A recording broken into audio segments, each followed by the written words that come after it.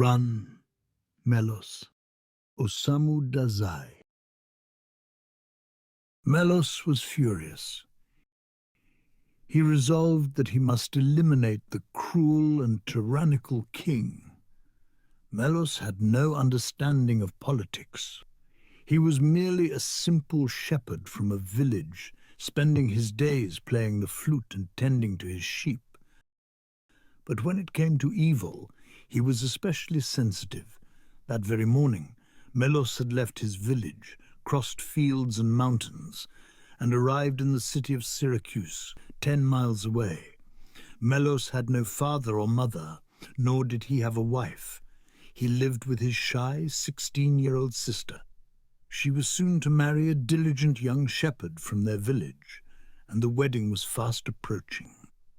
That was why Melos had travelled to the city, to buy her wedding dress and the feast's provisions. After gathering the necessary items, he strolled leisurely through the main streets of the capital. Melos had a childhood friend, Silenuntius, who now worked as a stonemason in this very city. Melos planned to visit him, eager to reunite after such a long time apart. However, as he walked, he noticed something strange about the city. It was unusually quiet. Although it was natural for the city to be dark after sunset, there was an eerie stillness that didn't seem due to the night alone. The usually carefree Melos began to feel uneasy. He stopped a group of young men on the street and asked, "Has something happened? When I came here 2 years ago, even at night, the city was lively with people singing." The young men said nothing, merely shaking their heads. Melos continued walking and soon encountered an old man. He repeated his question with more urgency. The old man, at first, did not reply. Melos, growing more impatient, grabbed the old man's shoulders and shook him, demanding an answer. Finally, in a hushed voice, the old man whispered, "The king is killing people." "Why is he killing them?" "He says they harbor evil intentions, but no one has such thoughts." "Has he killed many?" "Yes, first it was his brother-in-law, then his own heir, then his sister and her child. After that, the queen, and finally the wise minister Alexis." "Incredible! Has the king gone mad?" "No, he has not gone mad. He simply cannot trust anyone anymore. Lately, he even suspects his own subjects. He orders anyone living a somewhat extravagant life to offer a hostage. If they refuse, they are crucified. Today, 6 people were killed." Upon hearing this, Melos was filled with rage. This king is beyond redemption. He must not be allowed to live. Melos was a straightforward man. With his purchases still slung over his shoulder, he walked directly into the royal castle. Before long, he was seized by the guards on patrol. When they searched him, they found a dagger hidden in his cloak, which caused an uproar. Melos was brought before the king. "What were you planning to do with this dagger? Answer me." The tyrant Dionysius questioned him calmly but with great authority. The king's face was pale, and the wrinkles between his brows were deeply etched. "I was going to free the city from your tyranny," Melos responded boldly without hesitation. "You?" the king sneered with a pitying smile. "What a fool! You can't possibly understand my solitude." "Don't speak," Melos retorted, seething with anger. "Distrusting others is the most shameful of all vices. You even doubt the loyalty of your own people. It was people like you who taught me that suspicion is the only sensible mindset. The human heart is unreliable. Humans are selfish by nature. They cannot be trusted." The tyrant muttered calmly, letting out a weary sigh. "Even I wish for peace." "Peace? For what purpose? To protect your own throne?" Melos scoffed. "How can you call it peace when you kill the innocent?" "Silence, you wretch," the king snapped, raising his head sharply. Anyone can speak pretty words, but I can see through to the darkest depths of a person's soul. Even you will cry and beg for forgiveness once you're nailed to the cross. Ah, you think you're clever, don't you? Keep flattering yourself. I'm fully prepared to die. I will never beg for my life, but... Melos paused, dropping his gaze to the floor for a moment before continuing. But if you wish to show me mercy, grant me 3 days before my execution. I have a younger sister, and I want to see her wed. I will return from my village within those 3 days, I swear. Ridiculous, the tyrant chuckled in a hoarse, low voice. You expect me to believe that a bird set free will come back? Yes, I will return, Melos insisted desperately. I swear to you I will keep my promise. Give me 3 days. My sister is waiting for me. If you truly cannot trust me, then take Silentius, a stonemason in this city, as my hostage. He is my closest friend. If I do not return by the evening of the 3rd day, you may execute him in my place. Please, I beg you. In the dead of night, Silentius, Melos's childhood friend, was summoned to the king's castle. It had been 2 years since the two friends had seen each other, and now they reunited in front of the tyrant Dionysius. Melos explained everything to his friend. Silentius, without a word, nodded in understanding and tightly embraced him. That was all that needed to be said between them. Silentius was bound with ropes, and Melos immediately set out on his journey. It was early summer, and the night sky was filled with stars. Melos did not sleep at all that night, hurrying as fast as he could along the 10-mile road. He reached his village the next morning with the sun already high in the sky. The villagers had already begun their work in the fields. Melos's 16-year-old sister, who had taken over the task of tending the sheep for the day, was startled to see her brother staggering toward her, utterly exhausted. She bombarded him with questions. It's nothing, Melos forced a smile. I left some business unfinished in the city, and I must return soon. But first we will have your wedding tomorrow. The sooner the better. His sister blushed at the news. Are you happy? I brought you a beautiful dress. Now, go tell the villagers that the wedding is tomorrow. Melos, staggering, made his way home. He decorated the altar for the gods and prepared for the wedding feast. Before long, he collapsed onto his bed and fell into such a deep sleep that it seemed he had stopped breathing. When he awoke, it was already night. He quickly got up and went to visit the groom's house, explaining that there was a situation and asking for the wedding to be held the next day. The groom, surprised, protested. That's impossible. We haven't prepared anything yet. We should wait until the grape harvest. But Melos insisted, saying he couldn't wait and urging the groom to agree. The groom, however, was firm in his refusal. They argued until dawn, and only then did Melos finally manage to persuade him to hold the wedding the next day. The wedding ceremony took place at noon. As the bride and groom made their vows to the gods, dark clouds filled the sky, and raindrops began to fall. Soon it turned into a torrential downpour. The villagers attending the feast felt an uneasy sense of foreboding, but they put on a brave face, singing cheerfully and clapping their hands inside the cramped, humid house. Melos, too, was full of joy, momentarily forgetting the promise he had made to the king. As the night wore on, the celebration grew even more wild and lively, and the people no longer cared about the storm outside. For a fleeting moment, Melos wished he could stay there forever. He longed to live out his days with these kind-hearted people. But he knew his life no longer belonged to him. His fate was already sealed. With a heavy heart, he resolved to leave. There was still plenty of time before sunset the next day, so he thought, I'll rest for a little while and then leave right after. By then, the rain should have eased up. He wanted to delay his departure as long as possible. Even a man like Melos could not completely escape the pull of lingering attachments. He approached his sister, who seemed to be in a dreamlike state from the joyous occasion. "Congratulations," he said. "I'm exhausted, so I'm going to rest for a bit. When I wake up, I'll leave for the city.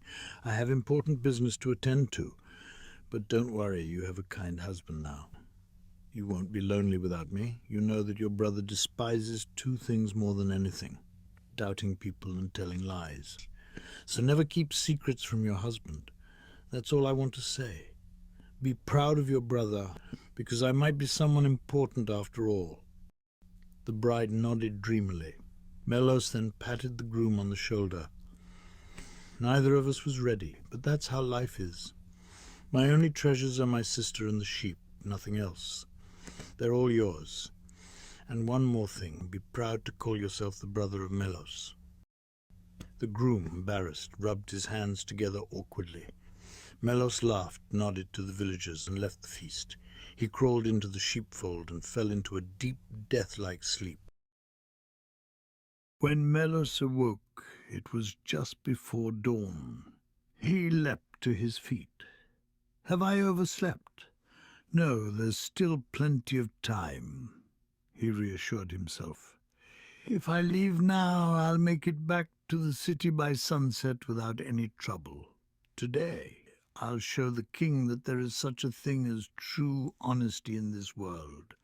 I'll smile as I walk up to the crucifix." Melos dressed leisurely. The rain had lightened a bit. Once ready, he stretched his arms, then dashed off into the rain like an arrow. "I will die tonight. I am running toward my death. I am running to save my friend, who has taken my place. I am running to defeat the wicked, cunning king. I must run, and then I will be killed. From my youth I have lived with honor. Farewell, my home." The young Melos was filled with sorrow.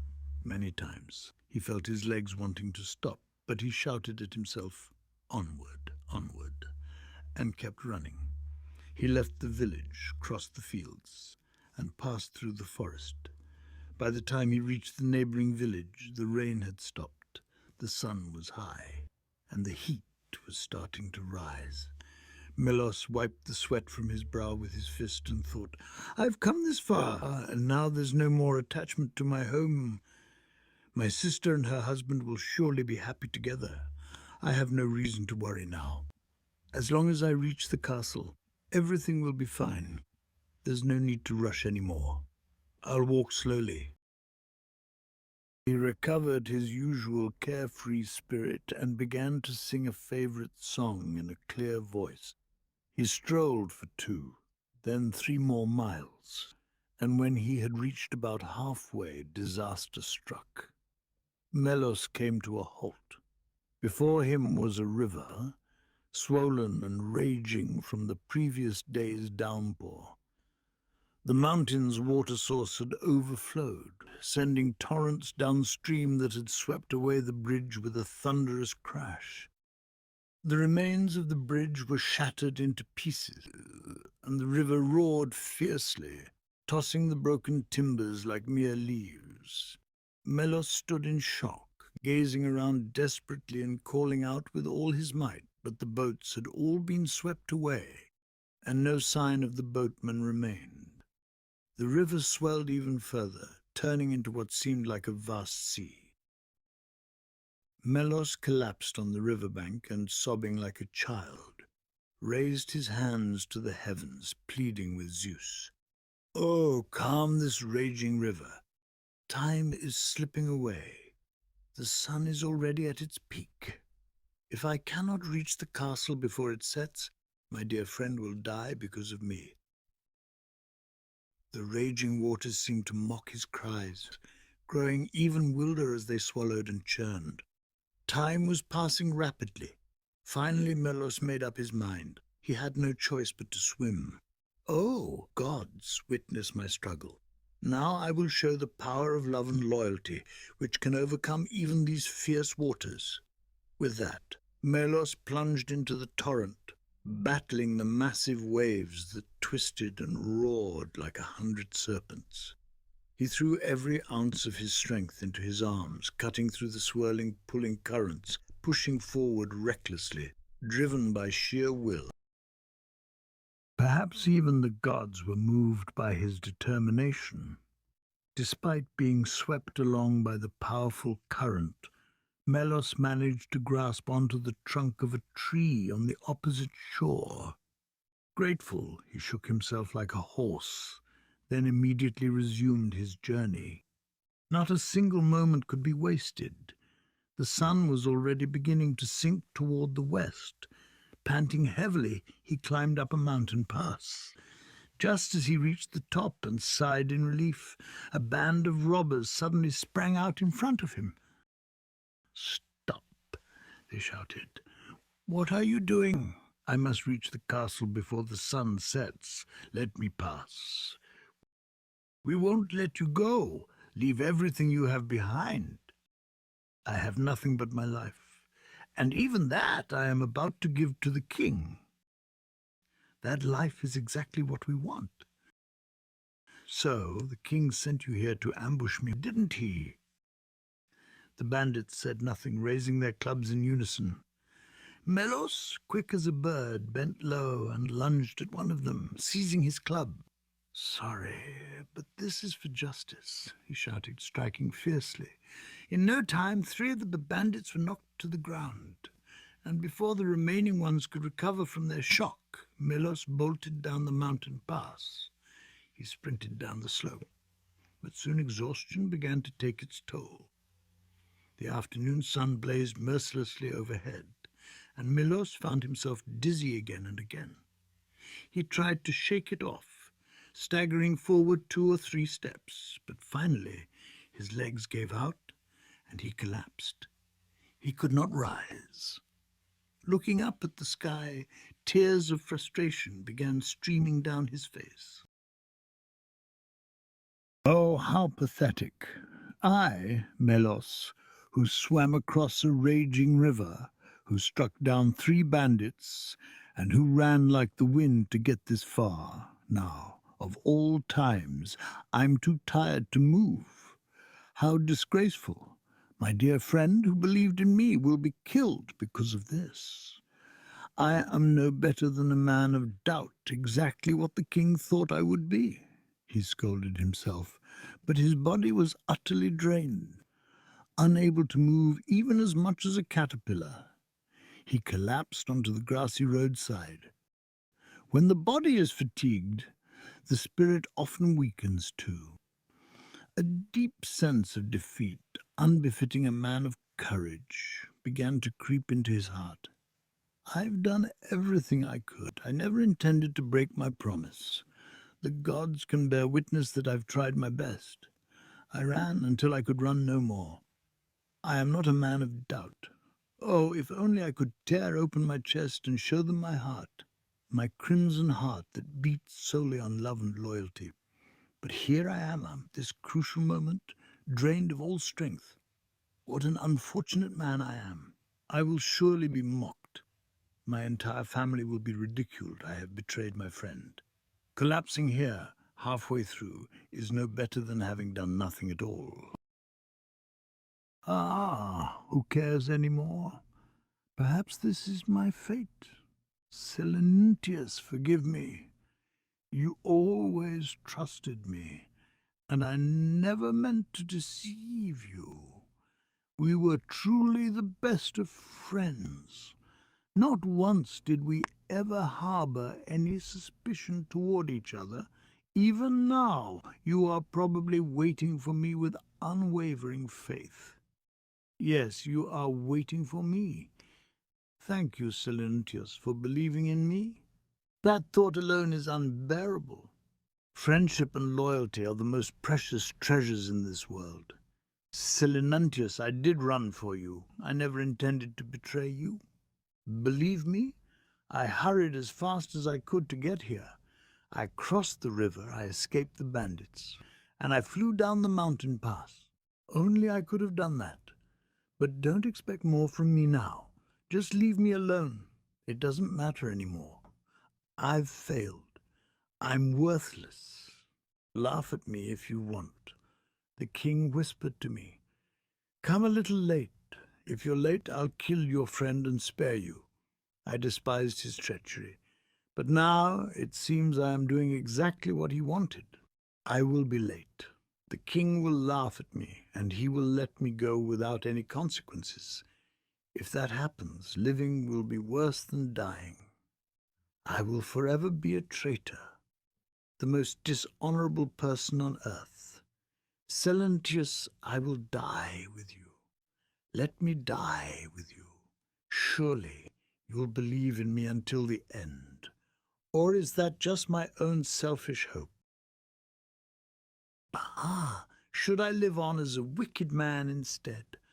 I have a home in the village. I have sheep. My sister and her husband wouldn't cast me out of the village. What justice and loyalty and love? When you think about it, they're just worthless. People kill others to survive. That's the law of the human world. Ah, everything is so ridiculous. I'm a hideous traitor. Do with me what you will. It's over." He stretched out his limbs and, in a daze, drifted into a shallow sleep. Suddenly, Melos heard the sound of water flowing gently. He lifted his head, holding his breath, and strained to listen. There was indeed water flowing nearby. Unsteadily, he stood up and looked around. At his feet, a spring of clear water bubbled up from a crack in the rocks, murmuring softly. As if drawn by the spring, Melos bent down and cupped his hands to drink.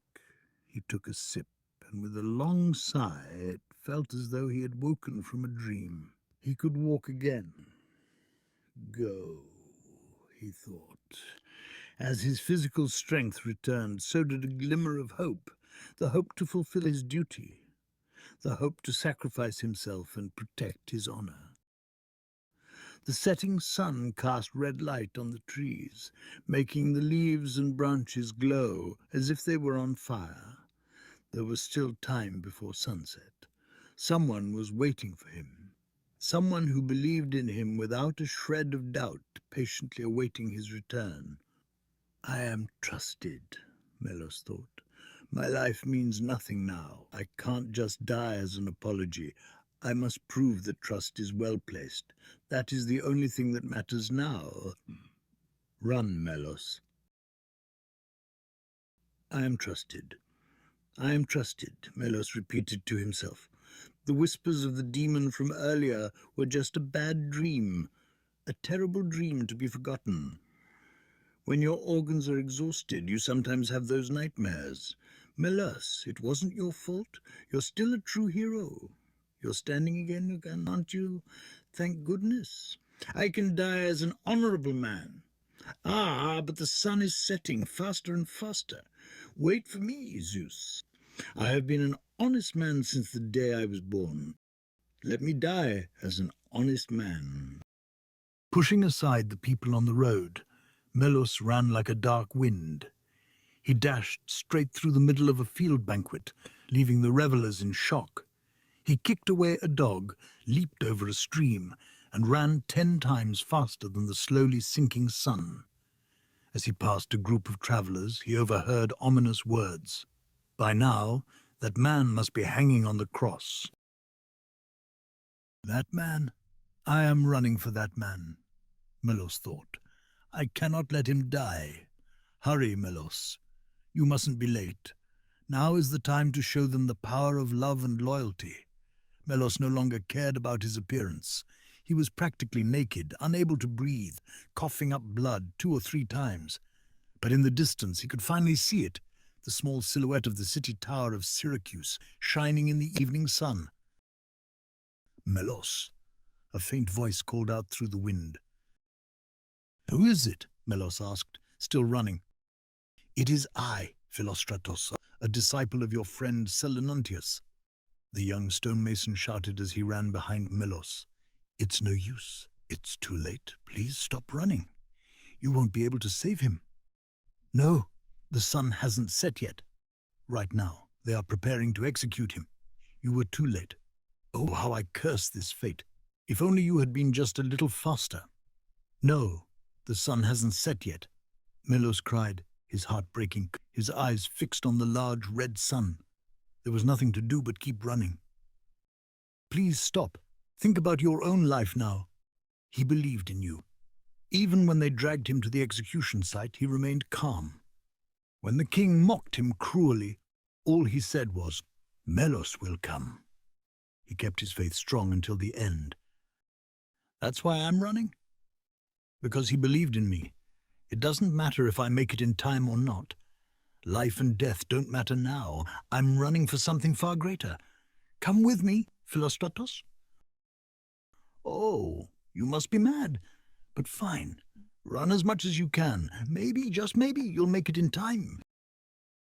There was no more to be said. The sun still hadn't set. Using every last ounce of his strength, Melos ran. His mind was blank. He wasn't thinking of anything. He was being pulled forward by some incomprehensible force. The sun hovered on the horizon, its last rays flickering and about to disappear. But just as the final glimmer of light faded, Melos, like a raging wind, burst onto the execution ground. He had made it. "Don't kill him. Melos has returned just as he promised. I've returned." Melos tried to shout to the crowd at the execution site, but his voice was hoarse, barely a whisper. No one in the crowd noticed his arrival. The execution post was already raised high, and Silentius, bound by ropes, was slowly being hoisted up. Witnessing this, Melos summoned the last of his strength, pushing and shoving through the crowd, just as he had swum through the raging river. "It's me, executioner. I'm the one who should be killed. I, Melos, the one who took him as a hostage, am here," he cried in a raspy voice, climbing onto the execution platform and grabbing hold of Silentius's feet as they lifted him into the air. The crowd murmured in awe. "Magnificent! Forgive him!" they cried. The ropes around Silentius were quickly untied. "Silentius," Melos said, his eyes brimming with tears. "Strike me. Strike me as hard as you can across the face. I had a terrible dream along the way. If you don't hit me, I'm not even worthy to embrace you." Silentius, understanding everything, nodded and struck Melos's right cheek with such force that it echoed across the execution grounds. Afterward, he smiled gently and said, "Melos, strike me in return. Strike my cheek with the same force. For 3 days, there was just one moment, just a fleeting moment, when I doubted you. For the first time in my life, I doubted you. If you don't strike me, I cannot embrace you." Melos, with all his might, delivered a blow to Silentius's cheek. "Thank you, my friend," they both said at the same time, then hugged each other tightly, sobbing in joy. From the crowd, the sound of weeping could be heard. Tyrant Dionysius, who had been watching the scene from behind the crowd, slowly approached the two, his face flushed. He spoke quietly. "Your wish has been granted. You have won over my heart. Trust and loyalty are not empty illusions after all. Please let me join you. I beg you, accept my request and let me be one of your friends." A loud cheer erupted from the crowd. "Long live the king." A young girl stepped forward, offering a crimson cloak to Melos. Melos hesitated, confused. His good friend, quick to understand, whispered to him, "Melos, you're practically naked. Put the cloak on. This kind young lady can't bear the thought of everyone seeing you like this." The hero blushed deeply.